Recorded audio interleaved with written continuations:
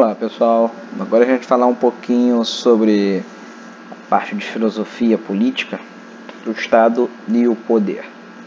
Bom, eu queria deixar com vocês aqui algumas questões importantes para a gente pensar, né, antes de se dedicar diretamente aos tópicos. Os gregos foram os primeiros pensadores a se dedicar de forma racional ao estudo da política, né?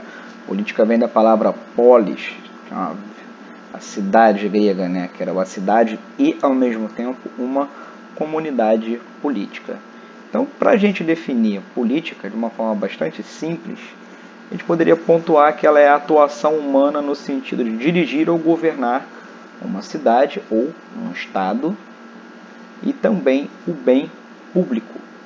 E aí é importante a gente prestar atenção porque os gregos eles instauram uma separação entre o bem que é público, ou seja, que é comum a todos os cidadãos, e o bem privado, que é do indivíduo, que são duas instâncias que não devem se confundir. Então a política trata do bem público e na vida privada os indivíduos se organizariam da forma que eles achassem mais adequada. Então, quando a gente fala também de cidadania, a palavra cidadania vem de civitas, né, do latim, também de cidade. Então, está falando sobre a participação, o direito de participação nas tomadas de decisões que afetam o funcionamento da cidade, né, ou da sua comunidade política. Bom, já entrando no conteúdo de vocês, o filósofo Gerard de Brum ele trabalha com algumas classificações para a gente entender essa questão do poder.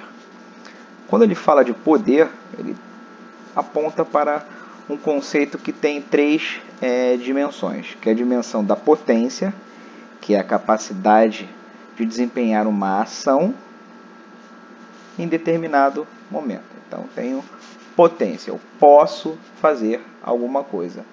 Potencialmente, eu posso fazer alguma coisa. Então, por exemplo, influenciar o comportamento de alguém. Eu, como policial, tenho a potência, a possibilidade de prender alguém que esteja cometendo um crime, por exemplo. Tem a força, que é um meio utilizado para influenciar o comportamento de alguém, né? Essa força pode ser uma força física, né? No sentido, por exemplo, de um policial obrigar uma pessoa a se render, ou pode ser uma força simbólica, né? Que é a criação de sentidos, você convencer as pessoas a acreditarem em determinada ideia e abandonarem outra ideia. E tem a dominação, que é a oportunidade de impor a minha vontade sobre outra pessoa, sem qualquer, ainda que ela esteja contra. Então, a possibilidade de dominar alguém. Bom, a gente vai ver que os pensadores, principalmente a partir do movimento iluminista, a partir da virada do século XVII para o século XVIII, eles começarão a pensar cada vez mais a função do Estado. Nós estamos falando de um momento de transição da sociedade de antigo regime, né? Mais especificamente de um modelo de governo absolutista, ou seja, em que o rei ele é o detentor do poder político, ele é o soberano e ele impõe de cima para baixo, sem nenhum limite, lembrando o absoluto, sem nenhum limite, ele impõe o poder dele diante da sociedade. Então, ainda que existam direitos, a sociedade não está protegida da ação do Estado. Então, esse sujeito aqui, o John Locke, ele é considerado o pai do liberalismo político e um grande influenciador dos pensadores políticos que vieram depois, justamente porque o John Locke ele acredita que o Estado deve ter limites claros e muito bem definidos. o objetivo é muito simples, é tirar o poder político da mão do soberano e dar esse poder político para a sociedade civil, ou seja, para as pessoas. Para o John Locke, o poder político emana da população e não do rei. Na verdade, o rei ou os outros políticos são representantes do poder que a sociedade civil deu a eles temporariamente e com limite. Então, o John Locke ele é um dos pensadores que a gente classifica como contratualista, ou seja, ele defende a necessidade de um contrato social. Quando a gente fala de contrato, a gente está falando de um acordo entre partes que são livres para decidir. Então, um acordo é quando as partes chegam a um denominador comum para o melhor benefício de todos. Como é um acordo, prevê direitos e deveres para os dois lados. Então, o contrato social ele existe porque o John Locke vai dizer que um homem em estado de natureza ele é um ser racional. Ele é um ser que em estado de natureza ele goza dos direitos do homem, dos direitos naturais. Vida, liberdade e propriedade. Todos nascem livres e iguais em direito. O problema é que, por mais que nem todos os homens sejam violentos, alguns são. Alguns, de fato, desrespeitam o direito alheio. Por exemplo, quando alguém rouba uma coisa que é minha, ele está lesando o meu direito à propriedade. Quando alguém mata uma outra pessoa, sem um motivo sério, obviamente, ela está lesando o direito da outra pessoa à vida. Quando eu prendo alguém ou quando eu impeço alguém de fazer alguma coisa, eu estou lesando o direito dela à liberdade. Então, para que isso não aconteça, o contrato social ele institui a criação do Estado, ou seja, essa entidade política que controla um determinado território, mas cuja principal função é manter os direitos naturais do homem, vida, liberdade e propriedade. E como é que faz isso? Bom, primeiro, o governo civil é a expressão da vontade popular. Logo, ele instaura o chamado princípio do governo representativo. Olha como está aí as bases da democracia moderna. Eu voto, eu escolho o meu representante. Prefeito, governador, presidente, deputado e assim por diante. Mas qual é a função desse sujeito? Qual é a função do governo civil? Criar leis que garantam às pessoas, os cidadãos, a gozarem os seus direitos.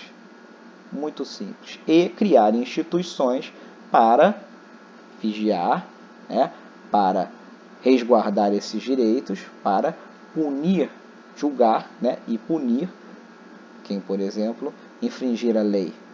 E o Estado não deve, a menos que haja uma lei permitindo isso, passar por cima do direito alheio. Então, por exemplo, todos nós temos o direito à liberdade. No entanto, existe um conjunto de leis que impedem a gente de fazer determinado comportamento, como, por exemplo, roubar. Se eu roubar, eu serei punido. Posso ser punido perdendo a minha liberdade.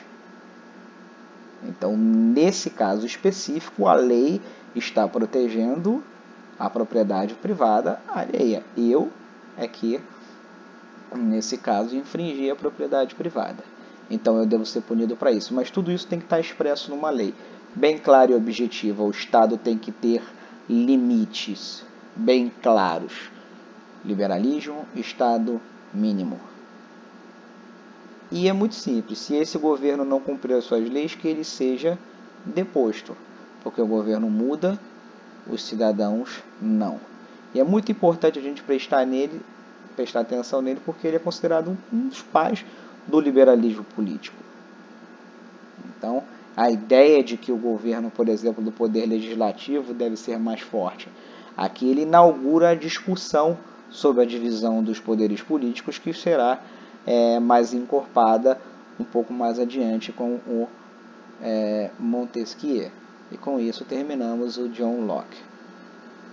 Agora nós vamos ver um outro pensador chamado Friedrich Hegel. O Hegel, pensador alemão, está ali na virada do século XVIII para o século XIX. Então ele já basicamente está escrevendo 100 anos depois do John Locke. Então ele está escrevendo, ele viu a Revolução Francesa e seus desdobramentos, e para o Hegel ele distingue 3 níveis de vivência que ele vai chamar de ética e social. É importante para formar o indivíduo. Primeiro estágio seria a família. Ali naquele núcleo de organização é que o indivíduo vai ser introduzido aos costumes, ao mundo ético, que ele vai ser preparado para a vida em sociedade.